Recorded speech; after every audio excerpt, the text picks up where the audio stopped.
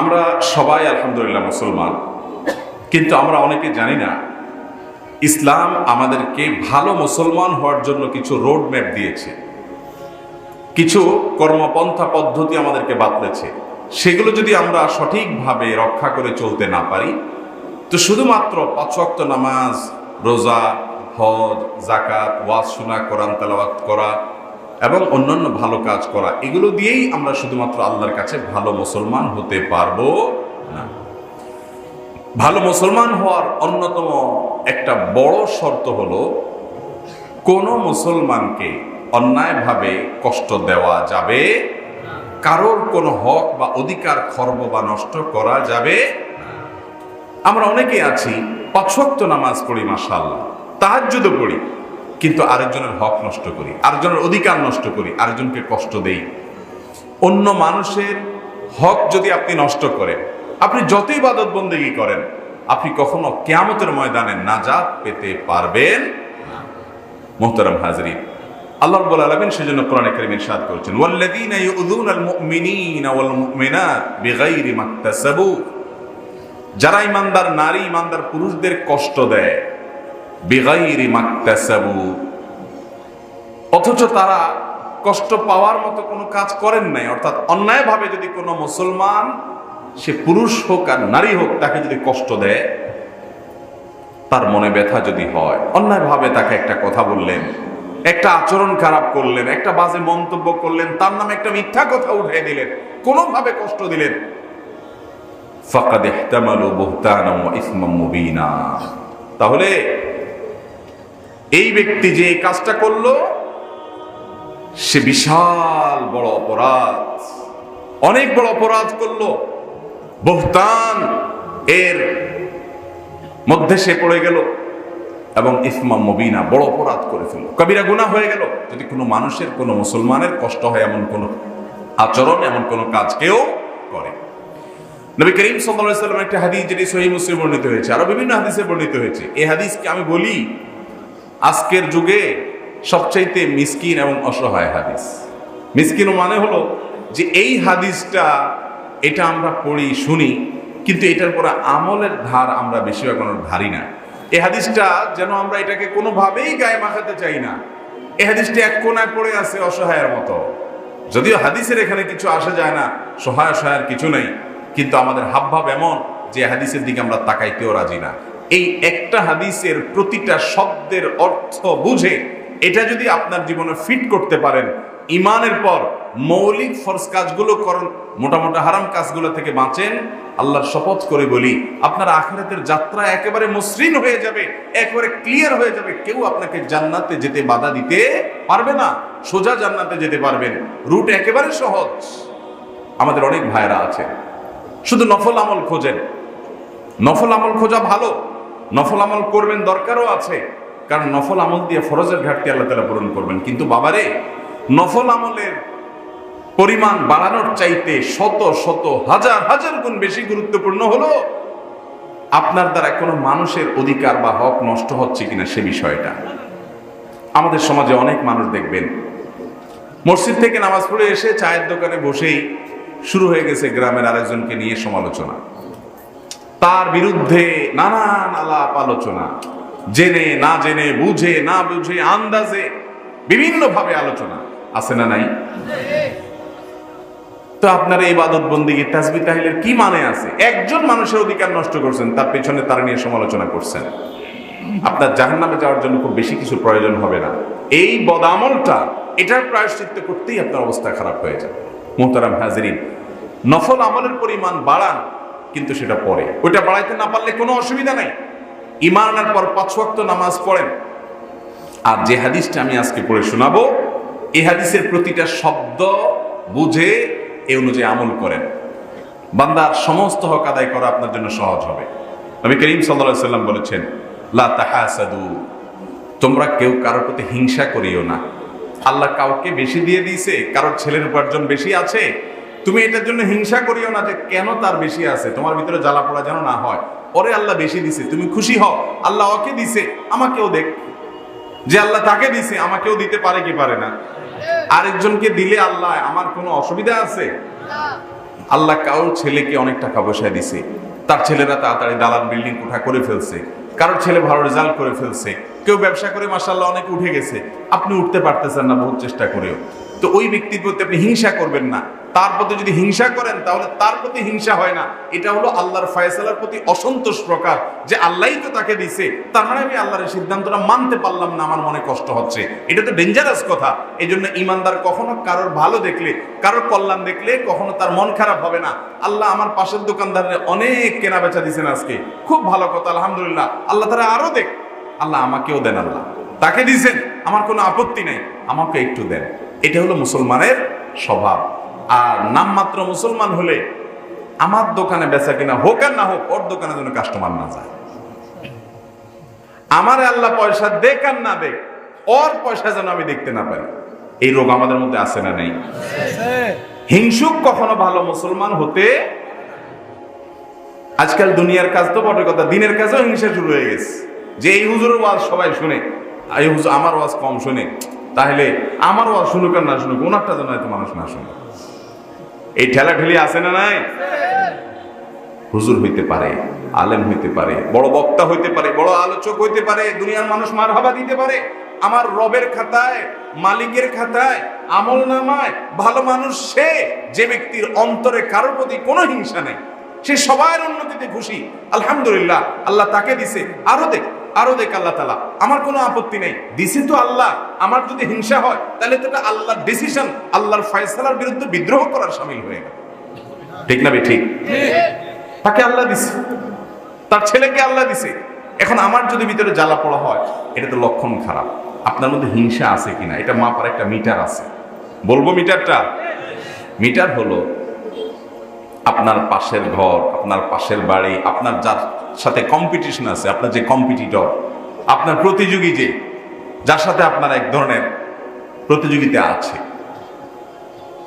এরকম কারোর কোনো ভালো দেখার পর, কারোর কোনো কল্যাণের সংবাদ শোনার পর আপনার ভেতরে চিহ্ন করে জ্বলে কিনা একটু খেয়াল করবেন। যদি ভিতরে একটু কষ্ট অনুভব করেন তাহলে বুঝতে হবে আপনার ভিতরে ক্যান্সার হয়ে গেছে, হাসাদের রোগ আপনার ভিতরে ঢুকে গেছে। সাথে সাথে নিজেকে নিজে ভৎসনা করবেন, আত্মশাসন করবেন। আমি তো বলো মুসলমান হইতে পারলাম না। নবীজি বলেছেন লা তাহাসাদু, তোমরা একজন অন্যজনের প্রতি হিংসা করবা। ঘরে ঘরে হিংসা, ঘরে ঘরে হিংসা, মহিলাদের মধ্যে হিংসা, পুরুষদের মধ্যে হিংসা, ছাত্রদের মধ্যে হিংসা, অভিভাবকদের মধ্যে হিংসা, শিক্ষকদের মধ্যে হিংসা, পলিটিশিয়ানদের মধ্যে হিংসা, আলেমদের মধ্যে হিংসা। হিংসা গোটা সমাজটা শেষ হয়ে গেছে। ঠিক না ঠিক? একটা ভালো মনের মানুষ পাওয়া যায় না ভাই, যার মনের ভিতরে কারোর প্রতি হিংসা নাই, সে সবার ভালো চায়, সবার ভালো চায়। আল্লাহ আমাদের এই গ্রামের সব মানুষের সন্তানদেরকে আপনি রুজি দেন, রুটি দেন, বরকত দেন, আল্লাহ সবাইকে দেন। আমাকে যদি আল্লাহ আপনি না দেন, আমি আপনার উপর অসন্তুষ্ট না, আল্লাহ অসন্তুষ্ট না। একদিকে দেন নাই, আপনি আরেক দিকে হয়তো দিয়ে দিবেন। আল্লাহ অনেকের দেখবেন তার ব্যবসা বাণিজ্য ভালো দেয় নাই, ছেলেটাকে আল্লাহ তাআলা অনেক বড় মানুষ বানিয়ে দিয়েছেন, আছে না নাই? আরেকজনকে আল্লাহ তাআলা ব্যবসা বাণিজ্য অনেক দিয়ে দিছে, ছেলে মেয়েগুলো সব মানুষ হয়েছে। আল্লাহ তাআলা কাউকে ঠকান না, এক একজনকে এক এক দিক দিয়ে দেন। আল্লাহর প্রতি ঈমান এনে থাকলে আল্লাহর ফয়সালার পরে সন্তুষ্ট রাখা ঈমানের দাবি, রিদা বিল কাদা ঈমানের গুরুত্বপূর্ণ একটা পার্ট। এজন্য ভাইরা আমার, কারোর প্রতি কোনো হিংসা বিদ্বেষ অন্তরে রাখবো। আল্লাহ তাআলা কোরআনে ঘোষণা দিয়েছেন, জান্নাতে ঢুকানোর আগে ফিল্টার করে করে আমাদের অন্তরগুলো থেকে, কারোর অন্তরে যদি হিংসা থাকেও, মাপটাপ যদি আল্লাহ তাআলা করে থাকে, জান্নাতেও দেন, এগুলো সব পরিচ্ছন্ন করে, গিল, শত্রুতা, বিদ্বেষ, হিংসা, এগুলো পরিচ্ছন্ন করে তারপরে আল্লাহ তাআলা জান্নাতে দিবেন। অতএব মানুষের প্রতি হিংসা করার যে অপরাধ আছে, এটাকে আমরা অপরাধ মনে করি না। চুরি করলে আমরা গুনাহ জানি, ডাকাতি করা গুনাহ আমরা জানি, কেউ হারাম জিনিস দেখলো সেটা আমরা হারাম জানি, জেনা করলো সেটা হারাম আমরা জানি, দুর্নীতি করলে এটা আমরা হারাম জানি, মানুষ খুন করলো হারাম জানি, একজনকে গালি দিল এটা হারাম আমরা জানি, অনেক হারাম আমরা জানি। কিছু হারাম আছে যেগুলোকে আমরা সযত্নে দুধ কলা দিয়ে যেরকম সাপ পোষে নিজের বুকের ভিতরে আমরা সেগুলোকে পুষি, সেরকম একটা পাপ অপরাধ হলো হিংসা। নামাজ পড়ে, লম্বা দাঁড়িয়ে আছে, টুপি আছে, জুব্বা আছে, ওয়াজ করে, মানুষ বাহবা দেয়, কিন্তু কলিজার ভিতরে হিংসা ভরা আছে না নাই? আহা, ইয়াউমা লা ইয়ানফা'ু মালুন ওয়ালা বানুন ইল্লা মান আতাল্লাহা বিকলবিন সালিম। কিয়ামতের দিন আল্লাহ তাআলার কাছে আমাদের সন্তান, আমাদের সম্পদ, ব্যবসা বাণিজ্য, পরিচিতি, বাহবা কোনো কিচ্ছু কোনো কাজে আসবে না ভাই। সেদিন একটা জিনিস কাজে আসবে, ইল্লা মান আতাল্লাহ বিকলবিন সালিম, যে আল্লাহর কাছে যেতে পারছে একটা কলব নিয়ে, একটা মন নিয়ে, যে মনটা ফ্রেশ, কোনো হিংসা বিদ্বেষ নাই, শত্রুতা নেই, কারোর প্রতি নেই। একজনে ধাক্কা দিলেও বলে থাক আল্লাহ তারে মাফ করুক, সে না বুঝে আমরা ধাক্কা দিস। আমার নবীজি এরকম খোলা মনের মানুষ ছিলেন, ফ্রেশ মনের মানুষ ছিলেন, পেছালা মানুষ ছিলেন না, অন্তর ভিতরে কারোর প্রতি হিংসা রাখতেন না ভাইরা। সাহাবীদের অন্তরগুলো এরকম সাফ ছিল, পরিষ্কার ছিল, পরিচ্ছন্ন ছিল। অতএব আমরা এই পরিষ্কার পরিচ্ছন্ন অন্তর নিয়ে আল্লাহর কাছে সাক্ষাতের চেষ্টা করবো তো ইনশাআল্লাহ। আল্লাহ তাআলা আমাদেরকে তৌফিক দান করুন। বসার ব্যবস্থা করে সামনে চলে, অসুবিধা নেই, আসেন আসেন। ওনারা আমাদের এলাকার মানুষ তো আপনাদেরকে মানে আপনাদেরকে মেহমান হিসাবে মেহমানদারি করেছেন। আলহামদুলিল্লাহ, জাযাকুমুল্লাহ খাইর, ভালো আছে। উনি আমাদের এলাকার চেয়ারম্যান সাহেব, জনপ্রতিনিধি জনাব আলহাজ মাহফুজ সাহেব, আমার আব্বার খুব ঘনিষ্ঠ বন্ধু মানুষ। বসা। হুজুরহন এলাকার মাদ্রাসার প্রিন্সিপাল সাহেব পার্শ্ববর্তী, আলহামদুলিল্লাহ। তো ভাইরা, আমি যেটা বলছিলাম, আল্লাহ রাব্বুল আলামিনের কাছে কিয়ামতের ময়দানে আমাদের যে বিষয়টি উপকারে আসবে সেটা হলো আমাদের পরিচ্ছন্ন অন্তর, যে অন্তরের ভিতরে কোনো হিংসা নাই, বিদ্বেষ নাই, শত্রুতা নাই। আজ মুসলমানদের মধ্যে অন্তরগুলো আমাদের পচে গেছে ভাই। কিয়ামতের ময়দানে যদি আল্লাহর কাছে এরকম একটা মন নিয়ে যেতে পারেন, আল্লাহ আমার মনের ভিতরে হিংসা বিদ্বেষ যা ছিল আমি আত্মশাসন করে, আত্মপর্যালোচনা করে, সেগুলো বের করে মনটাকে ফ্রেশ করেছি, কারোর প্রতি বিদ্বেষ রাখি নাই, এই মন নিয়ে আমি আপনার কাছে যেতে পেরেছি।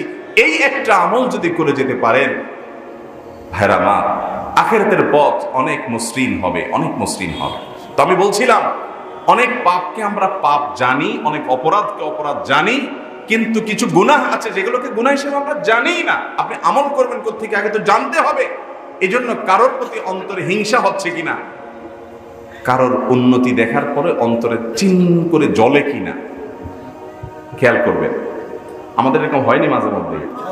আপনাদের হয়নি মাঝে মধ্যে এরকম যে কারো ভালো শুনছেন, অমুকের ছেলে হঠাৎ করে সে শুনলেন যে সে বিশাল কিছু একটা করে ফেলছে, কিছু একটা ঘটায় ফেলছে, অনেক বড় কিছু হয়ে গেছে, অথচ আপনার তার সাথে কম্পিটিশন, ঠেলাঠেলি আছে, প্রতিযোগিতা আছে।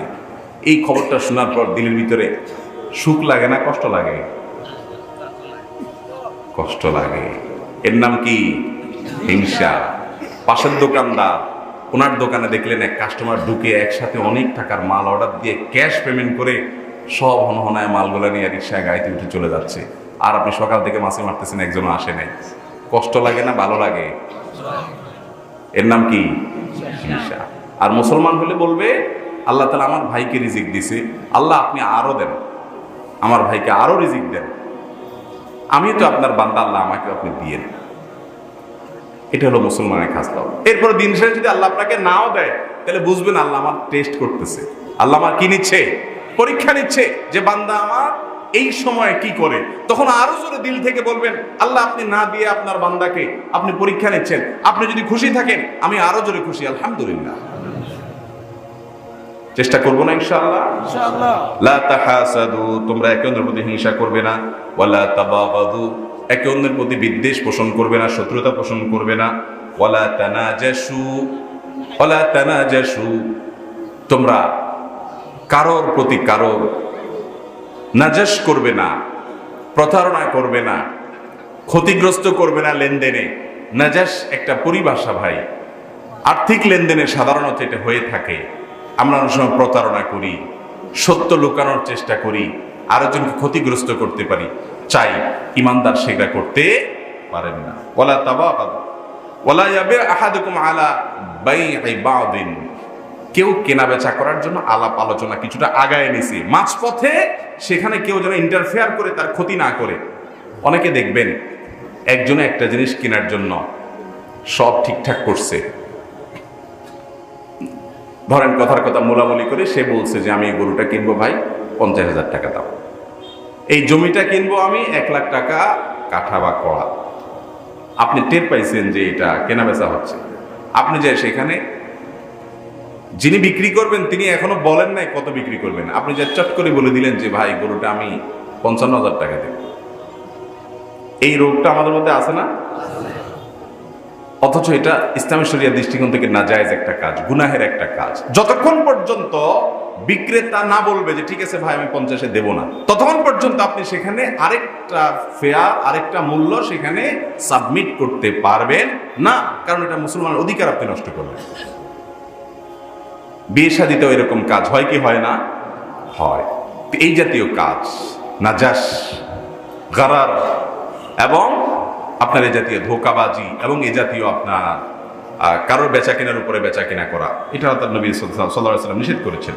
ওয়াকুনু ইবাদাল্লাহ ইখওয়ানা, তিনি বলেছেন তোমরা আল্লাহর বান্দা ভাই ভাই হয়ে থাকো, আল্লাহর বান্দা ভাই ভাই হয়ে থাকো, একে অন্যের সাথে মিলেমিশে থাকো, ভাই মনে করো যে আমার ভাইয়ের উন্নতি হচ্ছে দিন শেষে। আল মুসলিম আখুল মুসলিম, মুসলমান মুসলমানের ভাই। লা ইয়াজলিমুহু, কোন মুসলমান কোন মুসলমানকে জুলুম করবে না, জুলুম করতে পারে না। ওয়ালা ইউহাক্কিরুহু, তাকে তুচ্ছ করতে পারে না, ছোট করতে পারে না, অপমান করতে পারে। এটা তো আমাদের কাছে আজকাল ডাইলবাত। মুসলমান তো মুসলমান, বাপের বয়সী মানুষকে অপমান করতে বুক কাঁপে। আল্লাহ তাআলা একটু ক্ষমতা দিয়েছেন, একটু দাপট দিয়েছেন, একটু পাওয়ার দিয়েছেন, একটু পরিচিতি দিয়েছেন, আমরা মানুষকে আর মানুষ মনে করি। খুব বেশি দিন এগুলো থাকে না ভাই। মানুষের ভালো গুণগুলো মানুষের মুখোমুখি থাকে, অন্তরে গেঁথে যায়। এই জন্য লা ইউহাক্কিরুহু, কোন মুসলমান কোন মুসলমানকে তাচ্ছিল্য করবে, ওয়ালা ইয়াখযুলুহু, তাকে অপমান করবে না। আত্তাকওয়া হাহুনা, আত্তাকওয়া হাহুনা, আত্তাকওয়া হাহুনা। নবীজি 3 বার বলেছেন তাকওয়া মানুষের এখানে থাকে, তাকওয়া এখানে থাকে, তাকওয়া এখানে থাকে। অর্থাৎ মন থেকে যখন আপনি ভালো মানুষ হবে তখন এটার প্রকাশ আপনার অঙ্গ প্রত্যঙ্গে ঘটবে। এই লেবাস পোশাকে তাকওয়ার প্রমাণ মূলত হয় না, তাকওয়ার আসল ঠিকানা হলো অন্তর। অতএব অন্তরের ভিতরে হিংসা থাকবে না, শত্রুতা থাকবে না, বিদ্বেষ থাকবে না, সবার প্রতি ভালো কামনা থাকবে, সবার প্রতি অন্তরঙ্গ মহব্বত থাকবে, ভালোবাসা থাকবে। এটা অনেক বড় একটা গুণ। নবীজি সাল্লাল্লাহু আলাইহি ওয়াসাল্লামের উপরে বলেছেন বিহাসবি মুসলিমিন মিনাশ শার আন ইউহাক্কিরা আখা, কোন মানুষ খারাপ হওয়ার জন্য এটা যথেষ্ট যে সে কাউকে তুচ্ছ মনে করবে, ছোট মনে করবে, অপমান করবে, অপদস্থ করবে। এই একটা কাজ করলে কেউ খারাপ হওয়ার জন্য আর কিছু দরকার নেই। কথা কি বুঝাতে পারছি? নবীজি সাল্লাল্লাহু আলাইহি ওয়াসাল্লাম আরো বলেছেন আল মুসলিমু আলাল মুসলিমি হারামুন দামুহু ওয়া মালুহু ওয়া ইরদুহু, একজন মুসলমানের সম্পদ, তার জীবন, তার ইজ্জত, এই 3টা জিনিসকে হারাম করে দেওয়া হয়েছে। কয়টা জিনিসকে হারাম করা হয়েছে? যে কোনো মুসলমানের সম্পদ, 1টি টাকা কারোর অনুমতি ছাড়া, মনের সন্তুষ্টি ছাড়া আমার পকেটে ঢুকতে পারবে কোনোভাবে না। ছল ছাতরি করে, চালাকি করে, বিভিন্নভাবে আপনি নিলেন, হারাম হবে আপনার জন্য। তার সম্পদ, তার জীবন, কোনো মানুষের জীবন যেন আমার দ্বারা হানি না হয়, কোনো মানুষের সম্মান যেন আমার দ্বারা হানি না হয়। আমরা বেশিরভাগ মানুষ খুন করি না, বেশিরভাগ মানুষ ভালো মানুষ যে আমরা জীবনে একজন মানুষও খুন করি নাই। আলহামদুলিল্লাহ, একটা পয়েন্টে আমরা আল্লাহর রহমতে পাস মার্ক পেয়ে গেছি। এবং অনেকেই আছেন মাশাআল্লাহ, অনেকের সম্পদও মারেন না, হয়তো মারার অনেকের সুযোগও নেই, কিন্তু সুযোগ টুকটাক যাও আছে তাও মারে না, এরকম ভালো মানুষও সমাজে আছে। কিন্তু শেষেরটা, অর্থাৎ মানুষের ইজ্জত সম্মান, এটার যে কত মূল্য। একটা মানুষকে খুন করা যেরকম অপরাধ, একটা মানুষের সম্পদ আত্মসাৎ করা যেরকম অপরাধ, একটা মানুষকে অপমান করা সেরকম অপরাধ, কোনো কোনো ক্ষেত্রে তার চেয়ে ডেঞ্জারাস অপরাধ হতে পারে। কিন্তু আমরা করি কি করি না? হাসতে হাসতে একটা মানুষকে অপমান করে ফেলি, অসম্মান করে ফেলি, বেইজ্জত করে ফেলি। আমাদের দেশের একটা সৌন্দর্য ছিল, একটা সময় আমাদের তরুণরা বয়সে বড়দেরকে দেখলে রাস্তার পাশে কাচমুচো করে দাঁড়িয়ে যেত, শ্রদ্ধা করত। এগুলো এখন হারিয়ে গেছে। নাতির বয়সের ছেলে দাদার বয়সের মানুষের সামনে চোখ রাঙিয়ে কথা বলতে এখন বুক বাঁধে না। কিয়ামত আর বেশি বাকি। এই লক্ষ্মীপুর, নোয়াখালী, বৃহত্তর এই জেলাগুলো আলেমদের জেলা, আলেমদের এলাকা। এই বশিরপুর আলেমদের গ্রাম। উমদপুর বাড়ির কবরস্থানে যান, এক পাশ থেকে দেখবেন শুধু মাওলানা মাওলানা মাওলানা লেখা। আমরা দেখিও না, আমাদের জন্মের আগে দুনিয়া থেকে চলে গেছে ওনারা, কিন্তু নামগুলো দেখে আমি চিন্তা করি, একটা বাড়ির সামনে কবরস্থানে এত মাওলানা। আমরা তো সারা দেশ ঘুরি, জেলাকে জেলা খুঁজেও তো একজন আলেম পাওয়া কঠিন হয়ে যায় অনেক এলাকায়। নাম করা আলেম, 20 বছর 50 বছর আগে একজন আলেম ছিল একটা এলাকায়, এরকম পাওয়াও কঠিন হয়ে যায় 50 বছর আগে। কিন্তু এই এলাকাতে সেই 50 বছর আগে ঘরে ঘরে আলেম ছিল। সেই এলাকাতে আমাদের আচরণ, আমাদের আখলাক, শুধু এলাকার জন্য বলছি না, সারা দেশে আমাদেরকে অনলাইনে অফলাইনে যারা শুনছেন সবাইকে বলছি, ভাইরা আমার, ভালো মুসলমান হওয়ার জন্য আমাদের আচরণ সুন্দর করতে হবে, ভালো আচরণ করতে হবে। কোনো মানুষকে অপমান করা যাবে। আমাদের যুবকরা আজকে ফেসবুকে কিছু একটা পাইলেই হলো, বাপের বয়সী মানুষ, সিনিয়র মানুষ, আলেম মানুষ, শিক্ষিত মানুষ, হয়তো কোনো ভুল করছেও, গোষ্ঠী উদ্ধার করার জন্য আমরা কিবোর্ড নিয়ে নেমে যাই। আছে না নাই? ও ভাইয়ের আমার, এর প্রত্যেকটার জন্য হিসাব দিয়ে করতে হবে। পাগলামি, মাতলামি, ভাড়ামি, হেয়ালিপনা, এগুলো দুনিয়াতে করে পার পেয়ে যাচ্ছেন। আল্লাহর কসম, প্রতিটা বিষয়ের হিসাব দিতে। একজনকে অপমান করে একটা ফেসবুকে পোস্ট দিছে, তার চেহারা বিকৃতি করে পোস্ট দিছে, আপনি সেখানে লাইক মেরে চলে আসছেন, আপনার লাইকের কারণে জাহান্নামে যাওয়া লাগতে পারে। কারণ আপনি সে অপকর্মে একজন মানুষকে অপমান করার জন্য আপনি সমর্থন জুগিয়েছেন। হ্যাঁ, অন্যায়ের প্রতিবাদ অবশ্যই করতে হবে, সেটা নিষেধ নয়, বরং সেটা নির্দেশিত শরীয়তে। কিন্তু অন্যায়ের প্রতিবাদ করতে গিয়ে কারো ব্যক্তিগত বিষয় নিয়ে তাকে অপমান, তুচ্ছ তাচ্ছিল্য আপনি করতে পারেন। একটা কথা বলি, বিদায় হজে নবী করিম সাল্লাল্লাহু আলাইহি ওয়াসাল্লাম যে ভাষণ দিয়েছেন, অনুগ্রহ করে ওই ভাষণটাকে ভালো করে অ্যানালাইসিস করবেন। ইসলাম তখন পরিপূর্ণ হয়ে গেছে, আল ইয়াউমা আকমালতু লাকুম দীনাকুম আয়াত নাজিল হয়ে গেছে, কোরআন নাজিলের ধারা শেষ। নবী করিম সাল্লাল্লাহু আলাইহি ওয়াসাল্লাম দুনিয়া থেকে চলে যাবেন, সাহাবীরা টের পাচ্ছেন। তার কথায় তখন অন্তরগুলো বিগলিত, চোখের পানি পড়ছে সাহাবীদের। টোন শুনে বুঝতে পারছেন যে উনি চলে যাওয়ার সময় হয়ে গেছে।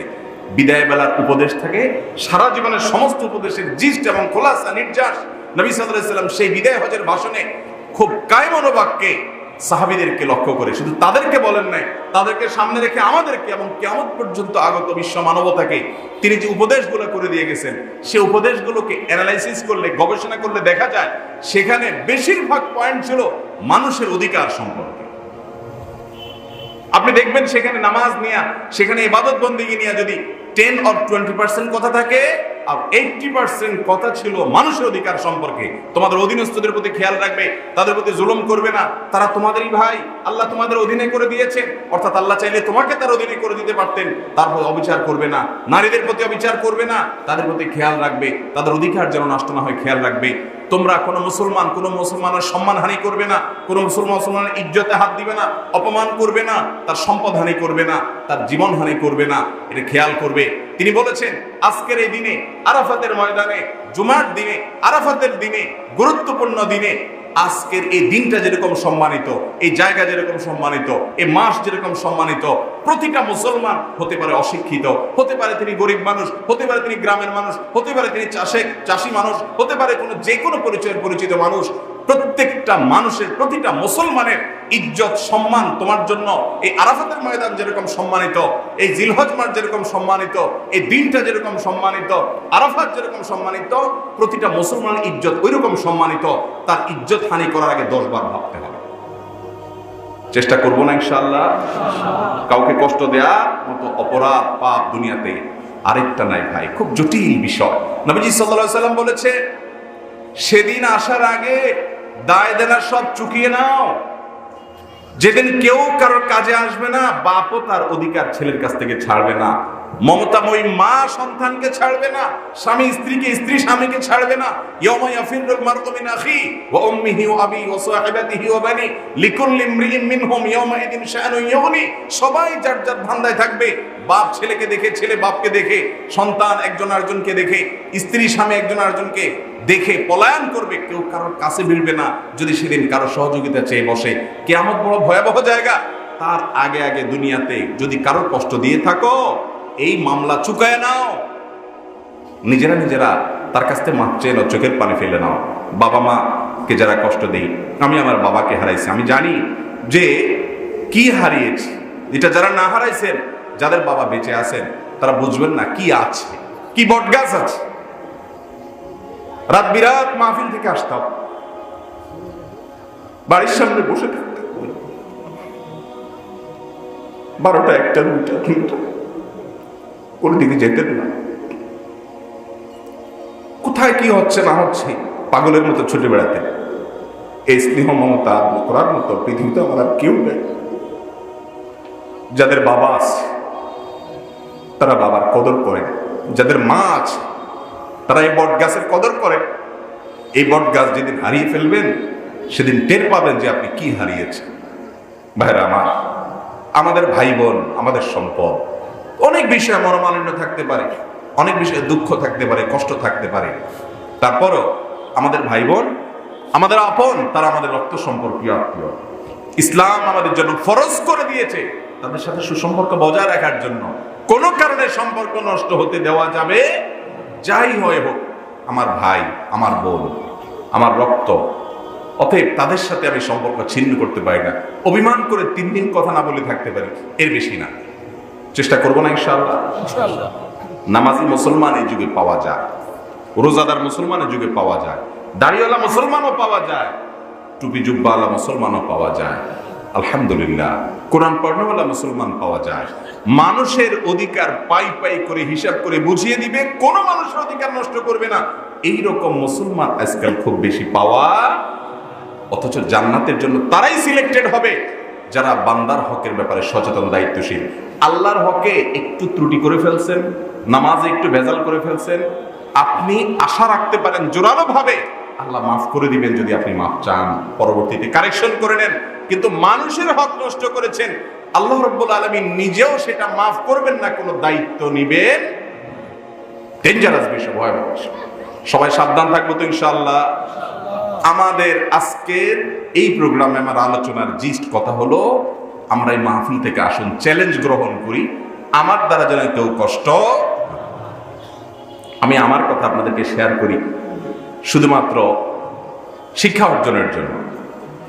মানুষ হিসাবে আমিও দেখি যে আমার কোনো আচরণ দ্বারা হয়তো কেউ কষ্ট পেয়ে গেছে। সেটা যে কাছের কেউ হতে পারে, দূরের কেউ হতে পারে, পরিচিত কেউ হতে পারে, অপরিচিত কেউ হতে পারে। আমি যেটা করি যে দেরি না করি, খুব দ্রুততার সাথে তার কাছ থেকে মাপ চেয়ে নিই।